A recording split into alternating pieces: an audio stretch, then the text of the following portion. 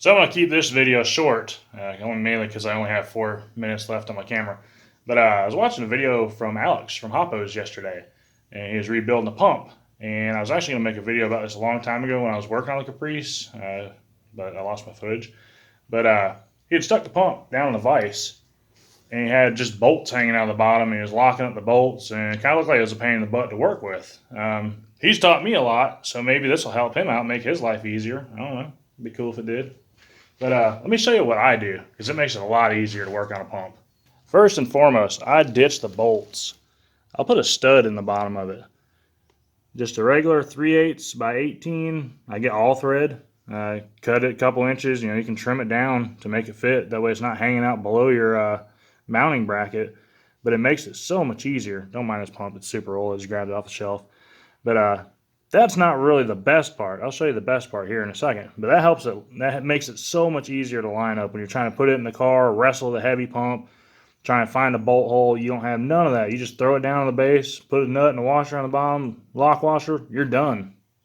And if you don't know how to cut down all thread, you can cut it with a hacksaw, cut off wheel, grinder wheel, anything. But cut it off, use a flap wheel, that's the best. Just turn your grinder on, run it around, make it smooth, and that'll go right on there. That right there is my game changer and my rooster.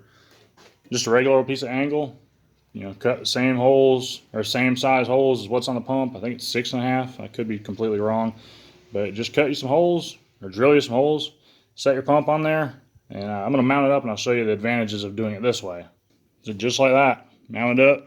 It's easy to work on. You got to thread something in. It's right there to work on. Everything's just like he had it, a little bit better, more secure for damn sure. Not to mention, you can just flip it sideways, just like that. If you need to take the motor off, you need to take the tank off, you're not fighting with trying to hold this thing. You can put it in a vertical position. That way you can knock the tank off and still keep the oil in it and not make a huge mess. Easy to work on the motor. You're not fighting gravity. Gravity's helping you. Easy. Easy way to work. So you can turn the pump vertical. That motor's super crooked. I don't know if I just threw it on there randomly one day or if it's been like that. But like I said, it's just a pump off the shelf. So more likely I just threw it on there to make sure it didn't, because the bolts are loose. I just threw it on there so it didn't go anywhere. But yeah, if you're needing to tighten or loosen the fitting, you can get super torque there. If you got a really stubborn fitting, put it on the other way or just rotate it. I have to put it out a little further. But rotate it so you can get on this side, help you break it loose. Kind of use things to your advantage. So hopefully that helps you out. There's the bottom. So like I said, just trim them however short you want. That one's a little bit shorter than the other, but saves you a headache in the long run, in my opinion. So hopefully that'll help you out. I know it helps me a lot. It makes life way easier on me, especially installing a pump. Just studding it makes it so much easier. You're in a tight area in a trunk, back under the back dash or something like that. It's a nightmare trying to reach under the rack and try and line up a hole. Using your fingers, cramming through there. It sucks. Just put a stud in there, boom, done. Other than that, thanks to Alex for reminding me to make this video.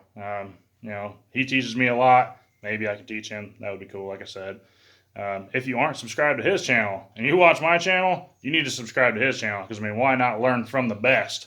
They do this for a living. I just kind of do it for a hobby, unfortunately. But his channel is Alex Hoppos 909. So subscribe to that if you haven't already. Dude puts up awesome content. Always putting up content. Smart, smart dude, smart company. So with that being said, hit the like button, subscribe, share, comment. Let me know if it helped you out. I know it helped me out. So till then, we'll see you on the next go around. Woo! Yeah. I got work to do. See ya.